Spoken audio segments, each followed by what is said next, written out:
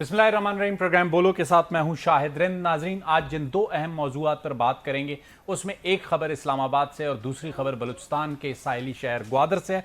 पहली खबर जो इस्लामाबाद से है, हुकूमती जो इत्तेहादी हैं, खासकर पाकिस्तान पीपल्स पार्टी और पाकिस्तान मुस्लिम लीग नून, दोनों में निगरान वजीर आजम के मामले पर बिल्कुल ठन चुकी है और इस तरह साबित होता है कि ठन चुकी है कि इसहाक डार साहब का नाम सामने आते ही पाकिस्तान पीपल्स पार्टी ने जो रद्द-ए-अमल दिया वो इस बात का सबूत था कि दुबई में जो मुलाकातें आसिफ अली जरदारी और मियां नवाज शरीफ के दरमियान हुई उसमें निगरान वजीर आजम के मामले पर अभी तक दोनों फरीकैन के दरमियान इत्तफाक नहीं हो सका। Back to back meetings Dubai में हुई लेकिन इस मामले पर इत्तफाक राय होता हुआ नजर नहीं आया और जैसे ही पाकिस्तान मुस्लिम लीग नून की जानिब से इसहाक डार साहब का नाम पिच किया गया या जिसे कहते हैं पल्स लेने की कोशिश की गई तो पहला रद्द-ए-अमल ही पाकिस्तान पीपल्स पार्टी की जानिब से आया और वो रद्द-ए-अमल इतना शदीद था कि उस रद्द-ए-अमल में मजीद रद्द-ए-अमल जब ऐड हुए तो पाकिस्तान मुस्लिम लीग नून को बैकफुट पे जाने पड़ा। लेकिन निगरान वजीर आजम के मामले के साथ साथ कुछ और भी सियासी मामलात हैं जिस पर पाकिस्तान मुस्लिम लीग नून और पाकिस्तान पीपल्स पार्टी मुस्तकबिल को लेकर परेशान है। खासकर जो पॉलिटिकल स्टेक है,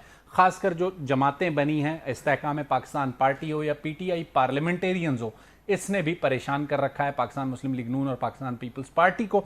और वज़ीर आला बलूचिस्तान कुद्दूस बिज़ंजो क्यों बेजार हैं वज़ीर आज़म मियां शहबाज शरीफ से, आज इसके मुतालिक भी आपको आगाह करेंगे। लेकिन जो पहली खबर है उसके लिए जिस डिस्टिंग्विश पैनल ने मुझे ज्वाइन किया उसमें शौकत पराचा साहब हैं, सीनियर सहाफ़ी हैं, तज्ज़िया निगार हैं, इस्लामाबाद स्टूडियो में मेरे साथ हैं। मुजम्मिल सोहरवर्दी साहब हैं और आमिर इलियास राना साहब हैं। दोनों सीनियर्स ने मुझे वीडियो लिंक पे ज्वाइन किया। गुफ्तगू का आगाज़ करते हैं शौकत पराचा साहब से। पराचा साहब, निगरान वज़ीर आज़म के मामले पर ठन गई है या इत्तफाक़ राय हो जाएगा? नहीं, ठन किस लिए गई है? ये कोई मुतारब जमातें हैं, ये इत्तेहादी जमातें हैं। इत्तेहाद फिलहाल तो मुतारब लग रही है। नहीं, इत्तेहाद में शामिल हैं, एक ही काबीना में बैठते हैं, बिल्कुल हैं, और काबीना के हर फैसले को एंडोर्स करते हैं। बाकी अजीब सा एक माहौल बनाया हुआ है। ये दोनों जमातें मुख्तलिफ सियासी जमातें हैं। अगर इनमें हर लिहाज से हम आहंगी होती तो फिर एक जमात होती, जम हो जाती, नून पीपल्स पार्टी में जम हो जाती या पीपल्स पार्टी नून में जम हो जाती। सही।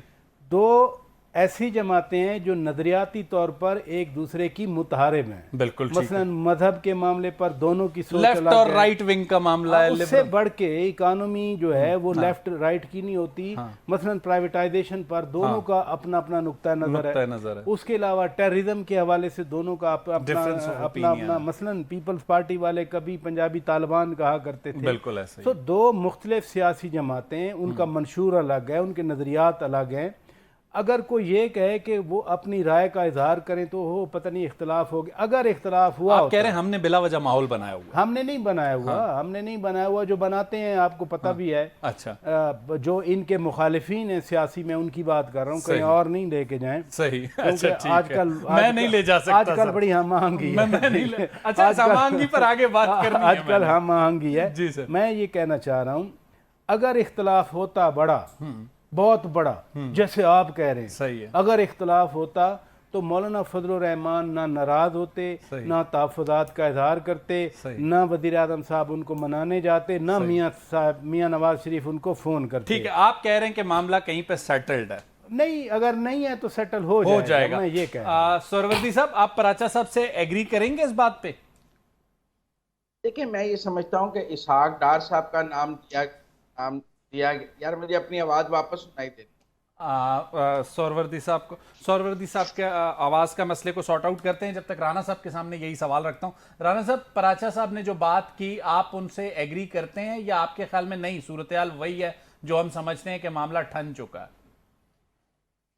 देखिए, बात सिंपल सी है कि ये इत्तेहाद में PDM की सूरत में अपोजिशन में थे और आज PDM और पीपल्स पार्टी हुक्मरान इत्तेहाद में शामिल है, लेकिन ये इंतखाबी इत्तेहाद आज तक नहीं बना है। बिल्कुल ऐसे ही। जब आप और हम बात कर रहे हैं, सारी जमातें अपनी अपनी कमेटियां बना रही हैं जिसमें ज्यादा खबर ये आ रही है खासतौर पे कि जी ये तय कर रहे हैं कि निगरान हुकूमत कौन सी होगी। निगरान के लिए जैसे बलूचिस्तान से मैंगल साहब ने, लोगों ने अपनी दो रुकनी कमेटी बना दी है कि उन्होंने नाम पेश करने हैं और वो उसका फिर फैसला हो जाएगा। लेकिन असल इशू फिर वही है, पीपल्स पार्टी, नून और JUI। मेरे हिसाब किताब में पीपल्स पार्टी और नून लीग के अंदर ये इत्तेफाक राय मौजूद है कि इलेक्शन हमने आपस में लड़ना है। PTI काफी कट टू साइज हो चुकी है और खान साहब के केस का फैसला आ गया तो मजीद कट होगा उसके अंदर। सही। तो ये जो कमेटियां बनाई हैं, इन्होंने ये बनाई हैं कि हम ये देखेंगे कि जहां हम आपस में लड़ रहे हैं वहां तो हम इलेक्शन लड़ेंगे और खुल्लम खुल्ला मुखालफत होगी,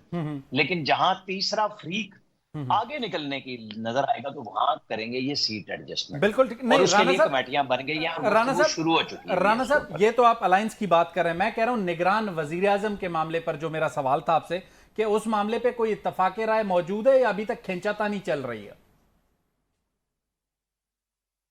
देखें, उसके ऊपर जरदारी और नवाज शरीफ मिल के फैसला करेंगे।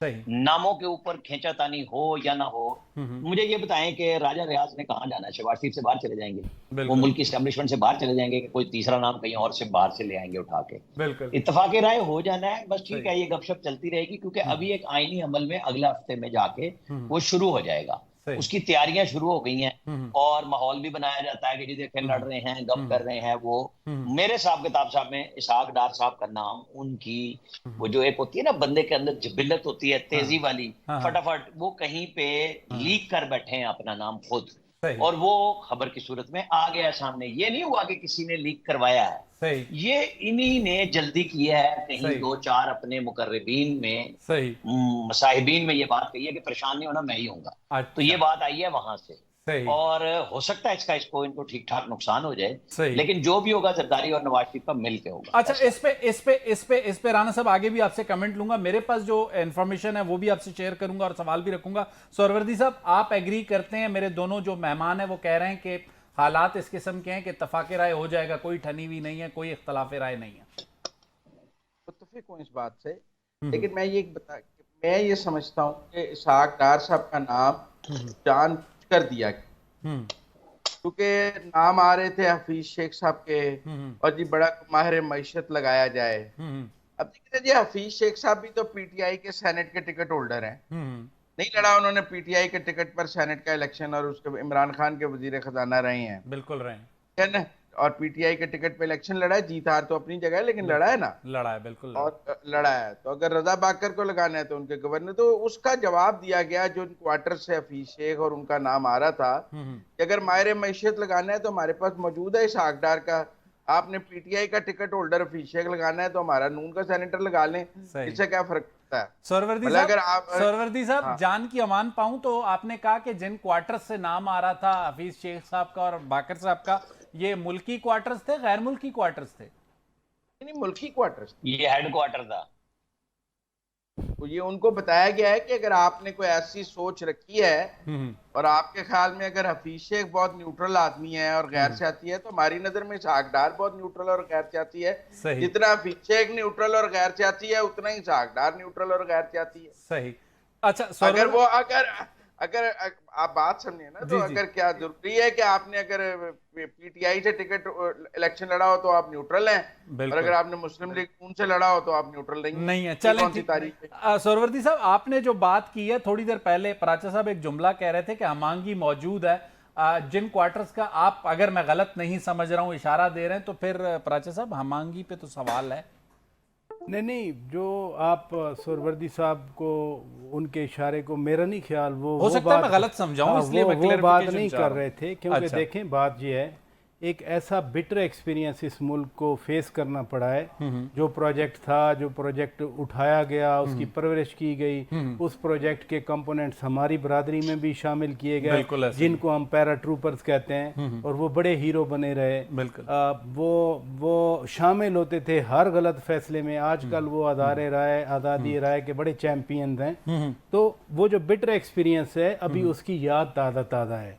हम आहंगी की वजह ये है, बाकी कोई वजह नहीं है। अब देखें ना, बात सुने, हमने मुतादिद बार देखा है, प्राइम मिनिस्टर शहबाज शरीफ साहब वही बात कर रहे होते हैं जो army chief general Asim Munir साहब करते हैं। दोनों एक दूसरे को वैलिडेट कर रहे हैं। आसिम मुनीर सैयद जो बात कर रहे होते हैं वही मियाँ शहबाज शरीफ साहब कर रहे होते हैं। इसलिए कि जो खुदा न खास्ता डर था और कुछ लोगों को खुशी हो रही थी ये कहते हुए कि ये डिफ़ॉल्ट हो जाएगा मुल्क, श्रीलंका मुल्क बन जाएगा। मुझे नहीं समझ आती कि या तो उनको सेंस नहीं थी कि डिफ़ॉल्ट करने का मतलब क्या है, या उनको सेंस नहीं थी कि श्रीलंका बनने का मतलब क्या है। तो अल्लाह ताला ने मेहरबानी की, वो सिचुएशन अवॉइड हो गई, के साथ सब ने एफर्ट की। वजीर खारजा बिलावल भुट्टो जरदारी ने एफर्ट वजीर खजाना लेकिन वजीर खजाना ने थोड़ा मामला बिगाड़ा एक दो जगह पे। नहीं, लेकिन what all is well that ends well. वो चूंकि स्टैटिस्टिक्स देख रहे थे, फिगर तो उनके सामने होते थे। खुद वजीर आजम ने वहाँ पेरिस में जॉर्जिया के साथ जो मुलाकातें हुई, बड़ा कन्विंस किया उनको, टेलीफोन कॉलें होती रहीं। फिर ऑब्वियसली जो हमारा मिलिट्री लीडरशिप है उनका अपना एक रोल, उन्होंने रोल प्ले किया, और कभी उनका और प्राइम मिनिस्टर ने माना कि उनका इसमें रोल है, पब्लिकली माना, ये नहीं कि फोन करके नहीं, कहा कि नहीं, उन्होंने इसलिए ये जो कलेक्टिव एफर्ट थी।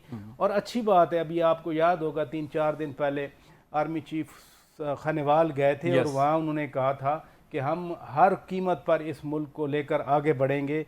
हम इस मुल्क को तोड़ना और फेंकना पड़ेगा। नहीं, जो आगे बढ़ने वाली बात है ना, मैं आपको बताऊं, मेरी असेसमेंट में हम गुज़श्ता यानी 2013-14 लगा दें, 14 लगा लें, 2014 से 2022 तक हम फंसे रहे, हम कहीं मूव नहीं अब वहां से निकल आए हैं। अब हम निकलने की कोशिश कर रहे हैं, कुछ कदम हमारे दुरुस्त सिमत में हैं। अल्लाह करे ये तो मैं इस वजह से हम आहंगी कह रहा हूं। ठीक, इस वजह से हम आहंगी कह रहे हैं। राना साहब, आपने जो एक बात की कि डार साहब ने कबल अज़ वक्त अपना नाम खुद ही लीक करवाया और उसका वो नुकसान भी उठा सकते हैं, लेकिन हमने ये भी तो देखा कि डार साहब के स्टेटमेंट्स ने IMF को परेशान किया, मुआहदा डिले होता रहा, उनकी जो जिस किस्म की IMF से जिस टोन में वो गुफ्तगू करते थे वो मांगने वाली नहीं देने वाली टोन लगती थी।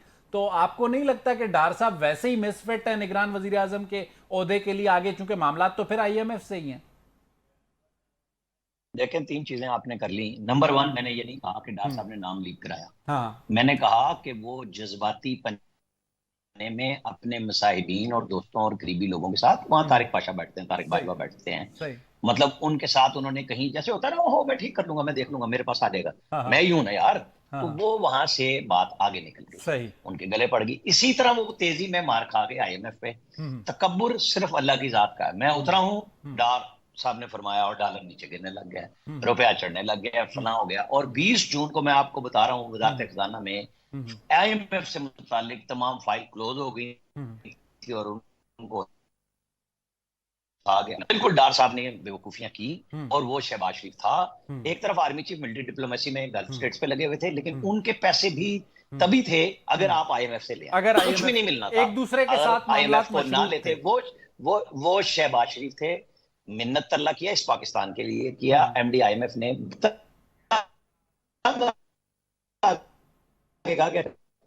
कौन देगा। वो अगले दिन उन्होंने इस्लामिक डेवलपमेंट बैंक से लेके और उससे अगले दिन फिर यानी 22 जून को दोबारा मुलाकात कर ली और डन करा दिया, जिसकी बुनियाद पे फिर आपको एंड ऑफ द जून जाके ये मुआहदा मिल गया कि जी, वरना IMF की हर चीज क्लोज हो चुकी थी। अब वो जो आप कह रहे हैं ना कि डार साहब फिर मिसफिट होते हैं या नहीं होते, इंसान जब बहुत ज्यादा बुजुर्ग हो जाए और एम्बिशन इतना ज्यादा हो, एक तो ये मैं उनकी मुल्क की लॉयल्टी के ऊपर कोई क्वेश्चन नहीं करता, ये बात ध्यान में रखिए। बिल्कुल ठीक। ये उनकी तेजियां, जल्दी, उम्र का तकाजा, फिर वो जो फ्रस्ट्रेशन का शिकार रहे कि वो जिस वक्त गए थे, उन्होंने 1-2 बातें आके कह दी हैं, मेरे इल्म में है।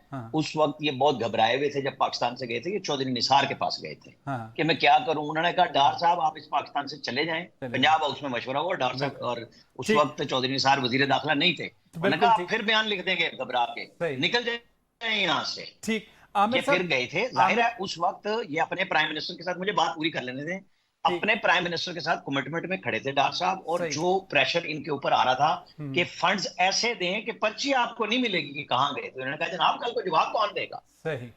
अच्छा आमिर साहब, एक वहां से लड़ाई शुरू हुई। आमिर साहब, एक जो नुक्ता बहुत अहमियत का हामिल है, जो मौजूद बहस भी है, मैं चाहूंगा कि आप इस पर रिस्पॉन्ड करें।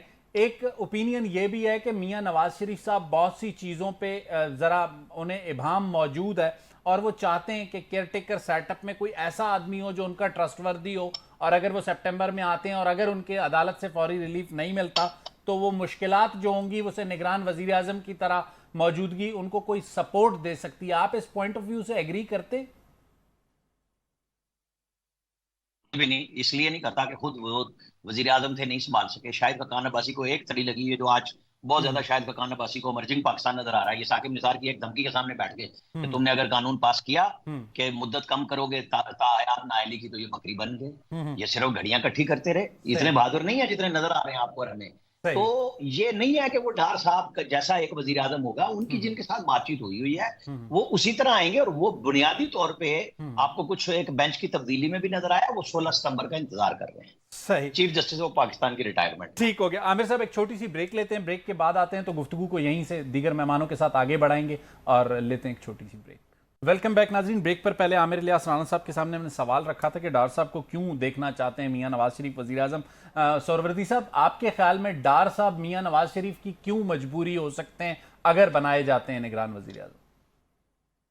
देखिए, मेरे ख्याल में अगर इस मुल्क में लंबी निगरान हुकूमत बननी है और बर वक्त इलेक्शन ना होने की कोई बात है, तो फिर तो मुस्लिम लीग नून चाहेगी कि वो बाय हुक और बाय क्रूक अपना बंदा वजीर आजम बना जाए, निगरान वजीर आजम। वो क्यों जाती दफा निगरान वजीर आजम किसी और को बनाकर जाए जिसने आगे बर वक्त इलेक्शन नहीं करानी। अगर इलेक्शन 60 दिनों में होने हैं फिर तो और बात है कि कौन बनता है, न्यूट्रल है ये। लेकिन अगर आपने कुछ 6 महीने 1 साल निगरान चलानी है और आगे आपने देख रहे हैं कि नई मर्दमशुमारी को नोटिफाई कर देंगे, फिर हल्का बंदियों में 4 महीने लग सोहरवर्दी साहब, जाएंगे। आपको कुछ ऐसा नजर आ रहा है? 50-50 है, अब चीजें क्लियर तो नहीं है, ठीक है ना। और अगर आपने लंबी निगरान चलानी है तो वो प्राइम मिनिस्टर की स्लॉट अपने पास रखेंगे तो कैसे ताकि ये उनका अमल तक बिल्कुल सोहरवर्दी साहब, बात में आपकी वजन अपनी जगह पे, पर अच्छा साहब कैसे कंटिन्यू करेंगे निगरान दौर को? क्या आईएमएफ मान जाएगा? क्या यूरोपीय यूनियन इस सारी सेटलमेंट को मान लेगी? आप जरा फॉरेन ऑफिस को भी बड़ा करीब से देखते हैं। ये बुनियादी सवाल है और इसका जवाब मैं यूं दूंगा। आईएमएफ से $1 अरब हुकूमत पाकिस्तान नाक रगड़ती रही, उन्होंने नहीं दिया। अब उन्होंने $3 अरब का एग्रीमेंट किया जिसमें $1.2 बिलियन दे भी दिए। सही, और अगला एक जो है ना केयरटेकर नहीं, अभी इधर रहे। अच्छा, क्या आईएमएफ को नजर नहीं आ रहा था कि ये अगस्त के दूसरे हफ्ते में ये हुकूमत चली जाएगी? इसके बावजूद उन्होंने ये किया। सही। अभी जितनी इंटरेक्शन हो रही है, ब्लिंकन का फोन आ रहा है, सर्गी लेवरेफ से बात हो रही है, यूरोपियन यूनियन की आपने बात की, जोसेफ बोरेल जो उनके कॉमन फॉरेन पॉलिसी के सरबराह हैं, उनके मैसेजेस पहुंचना शुरू हो गए। नहीं, आप और ले रहे, मैं और बात अच्छा, कर रहा हूं। ओके। ये जो हमांगी वाली बात थी ना, यानी यहाँ एक वक्त होता था कि अब बड़ी ख्वाहिश होती थी, हसरत रहती थी कि कोई फोन कॉल आ जाए। तो अभी एक दिन में 4 लोगों से बात हो रही है। अगले हफ्ते में मैं अभी बता नहीं सकता, बहुत 3 अहम मुल्कों के वफूद जहाँ आ रहे हैं। सही, बड़े बड़े हमारे। तो आप सोहरवर्दी साहब से एग्री कर रहे हैं, डिसएग्री कर रहे हैं? नहीं, मैं आपके सवाल का जवाब दे रहा हूँ कि जब आईएमएफ को मालूम था कि केयर टेकर आ रही है गवर्नमेंट, पता नहीं इलेक्शन के बाद पॉलिसी कैसी होगी, कुछ तो गारंटी है ना उनको। मैं ये कहना चाह रहा हूँ, बिल्कुल ठीक कुछ तो यकीन दहानी है जिसके लिए वो 1 अरब के बजाय 3 अरब देने को तैयार हो गए। ठीक, आपकी बात में वजन है। राना साहब, आप पराचा साहब से एग्री करेंगे या सोहरवर्दी साहब ने जो हमें बताया, थोड़ा सा डराया भी है कि मामला आगे जा सकता है, तो हमें डरना चाहिए या नहीं? देखें, अब हम पाकिस्तान में हर रोज होता है और नया फिर बहरान बनाया जाता है, चाय की पहली की तूफान की तरह। ये जरूर है कि हर बंदे को, चाहे वो हुकूमत में है चाहे वो वही है, कि ये सवाल मौजूद है कि इलेक्शन टाइम पे हो रहे हैं कि नहीं हो रहे हैं। ठीक है, मेरे पास इसका जवाब ये मौजूद है कि इलेक्शन को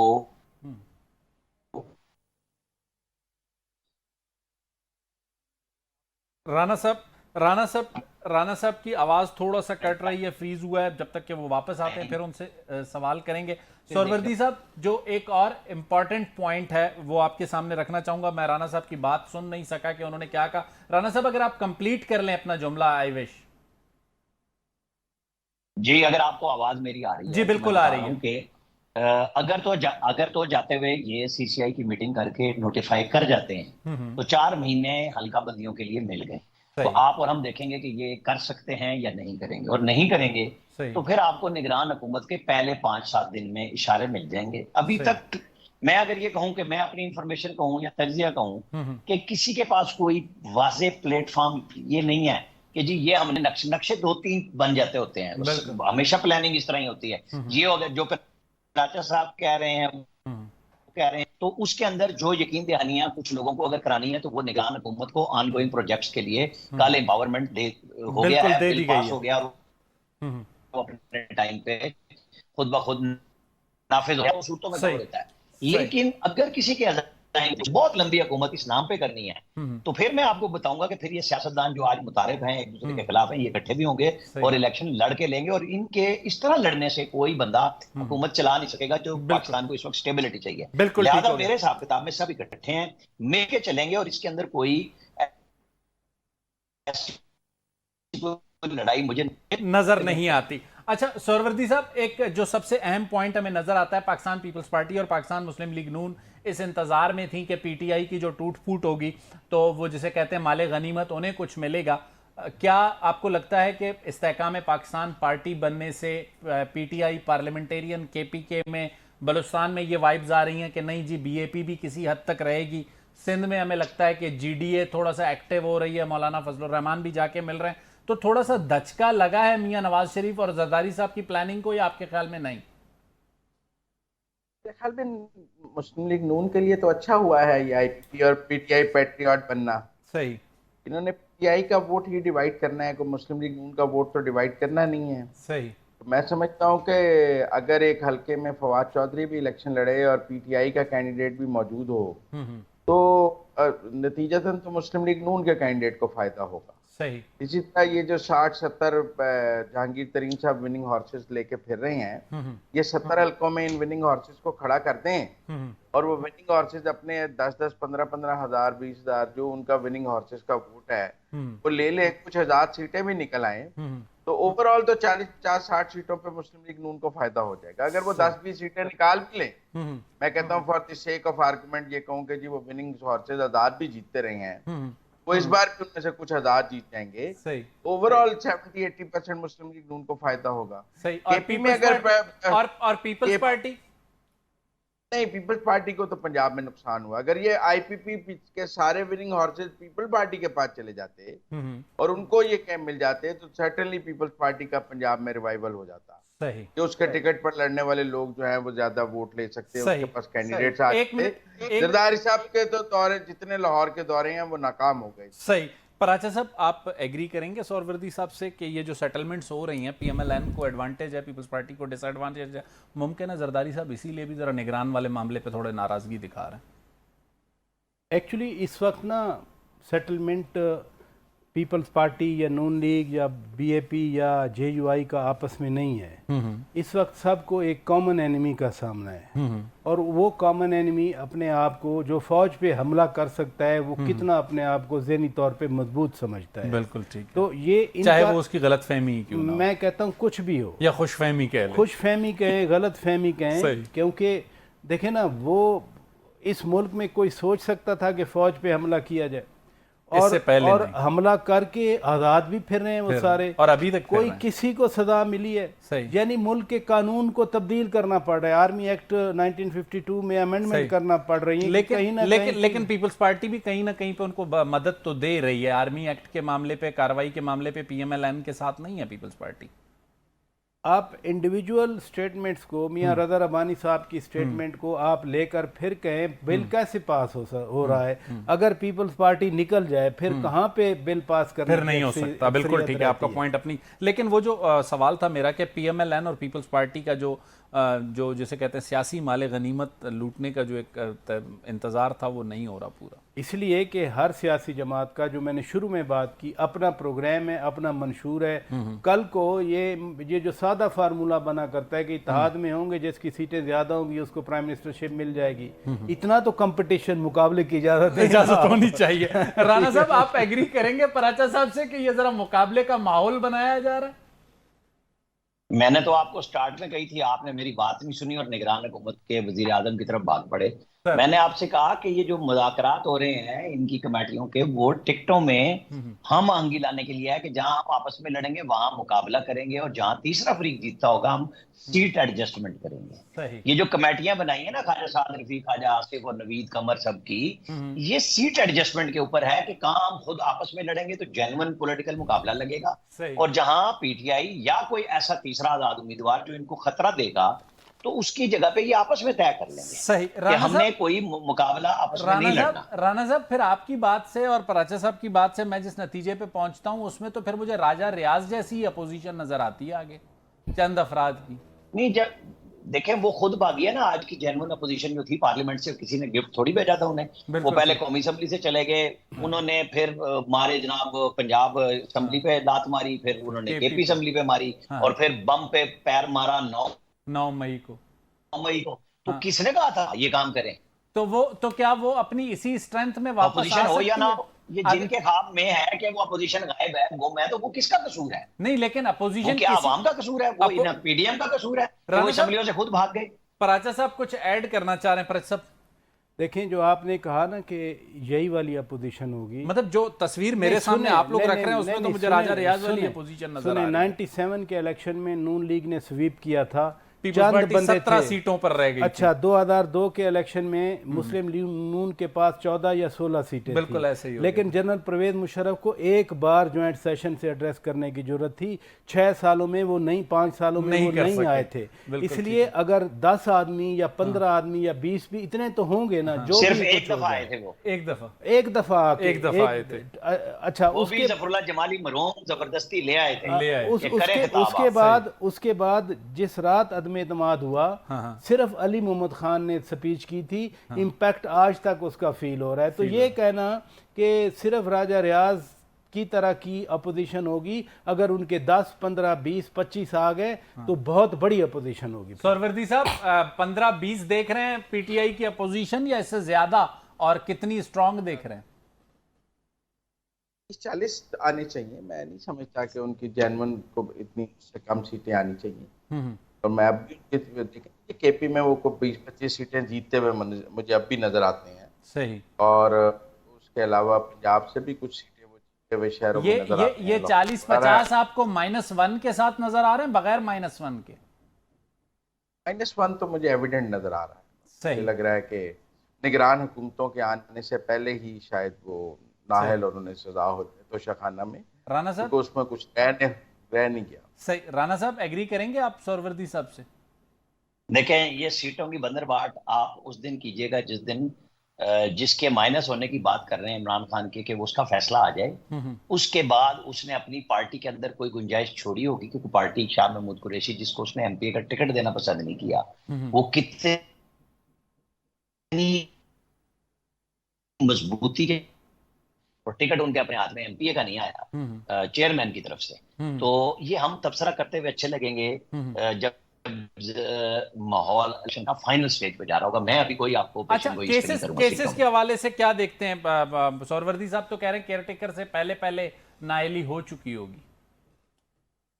देखें, बिल्कुल अब मंडे को इमरान खान साहब को पेश होना है। पेश एक दफा नहीं होंगे, 2 दफा नहीं होंगे, नाकाबिल जमानत वारंट आप उन्होंने, वो सारी चीजें भी हम बात कर रहे हैं। हाईकोर्ट ने फैसला महफूज किया, लेकिन मुझे तो नहीं लगता कि वो स्टे देंगे, क्योंकि सुप्रीम कोर्ट ने भी ऑब्जर्वेशन में एक बात तो कही ना कि अब ये केस ट्रायल अपने हतमी मरहले में दाखिल हो चुका है। तो फिर कैसे इस्लामाबाद हाईकोर्ट से होगा? फिर सजा अनाउंस कब होती है? क्योंकि फैसला महफूज हो जाएगा, सजा अनाउंस होनी है इसमें।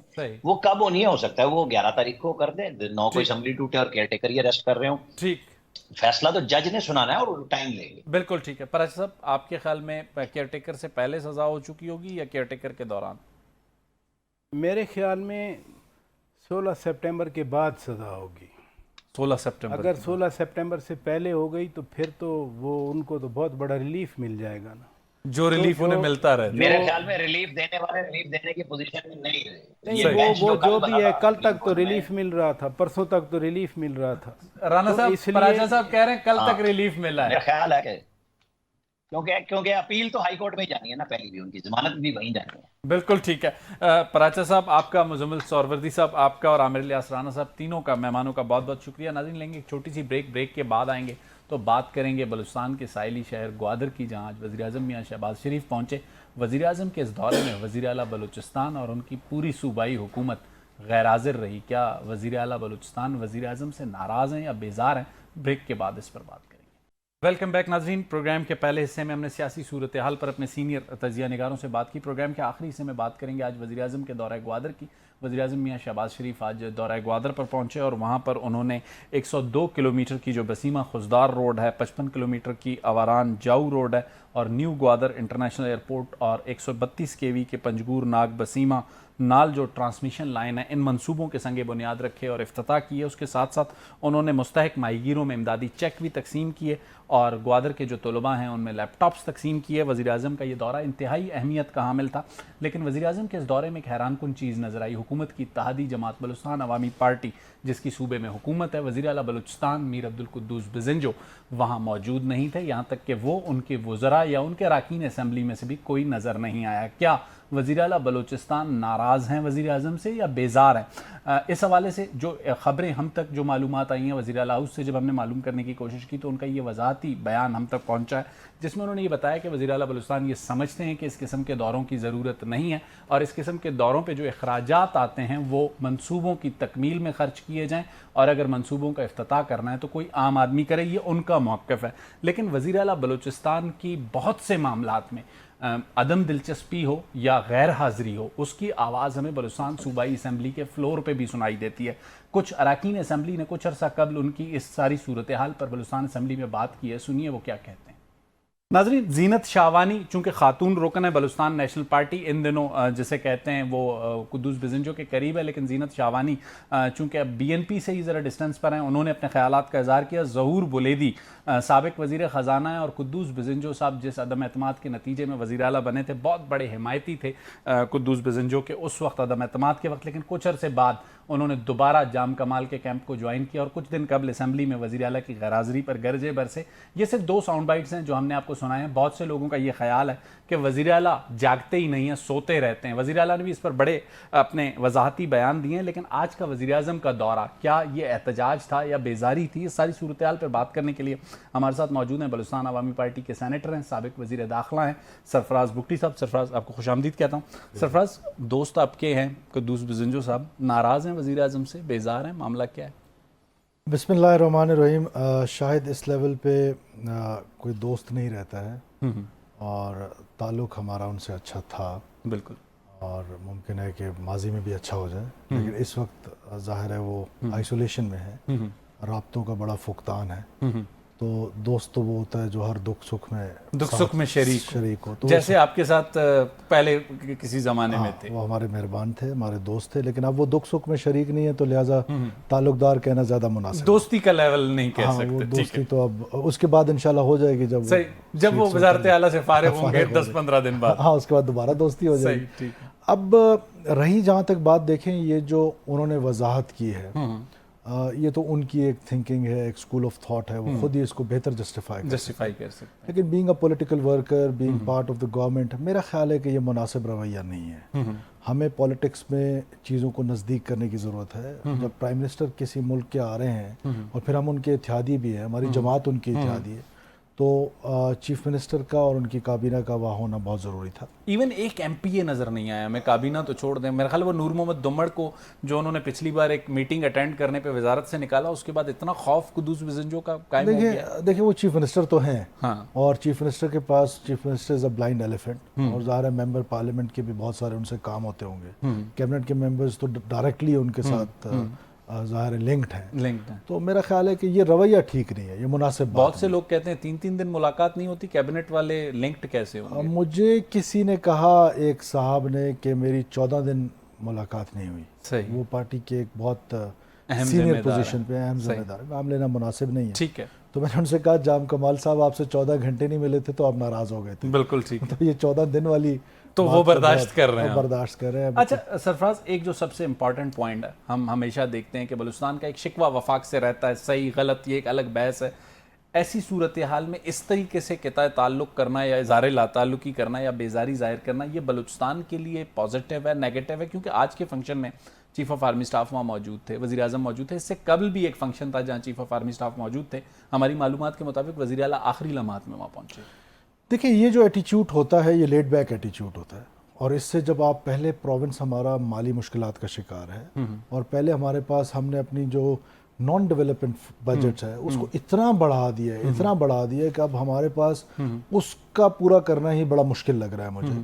अब ऐसी सूरत हाल में हमारे पास जो रिलीफ हमें जहाँ से मिलना है वो सिर्फ वफाक है, वफाक है, वो वज़ीर आज़म अपनी अर्निंग इतनी है अपनी है नहीं। और जब हमने अपने सिस्टम्स नहीं बनाए, हमने अपने इंस्टीट्यूशंस खड़े नहीं किए, हमने रेवेन्यू कलेक्शन का कोई जरिया नहीं बनाया। 18th अमेंडमेंट की जो बेसिक प्रिंसिपल थी वो तो ये थी कि ऑटोनोमस सूबे हों, वो अपना रेवेन्यू जनरेशन करें जिस और अपने बलूचिस्तान वसाइल के खुद लिए खर्च 18वीं करें। तरमीम हुई, उसने फवायद समेटे या नहीं समेटे, सिंध समेट रहा सिंध समेट रहा है, पंजाब समेट रहा है, बाकी लोग समेट रहे हैं। है। नायली तो फिर हमारे अपने बलूचिस्तान के लोगों देखिए दो राय नहीं है शायद भाई। देखें ये जो गवर्नेंस का मॉडल इस वक्त हमने अपनाया हुआ है, ये न सिर्फ आम बलूचिस्तानी को, आम बलोच पश्तून रहने वाले सेटलर, आम बलूचिस्तानी जो सर्दी में बेचारा ठठरता है, गर्मी में सुलगता होता है, उसके लिए कोई इसमें बेनिफिशियरी नहीं है। उल्टा ये ऐड ऑन करता है जो हमारी इंसर्जेंसी है उसको ऐड ऑन करता है। सही। और हमने ये जो मॉडल अपनाया हुआ है ये वर्केबल नहीं है, इससे और तबाही होगी। और फिर उल्टा हमने ये रवैया अपने वज़ीर आज़म के साथ रखना शुरू कर दिया जहां से हमें कोई उम्मीद है। या तो हाँ, हमारे यहाँ एक चीज रही है,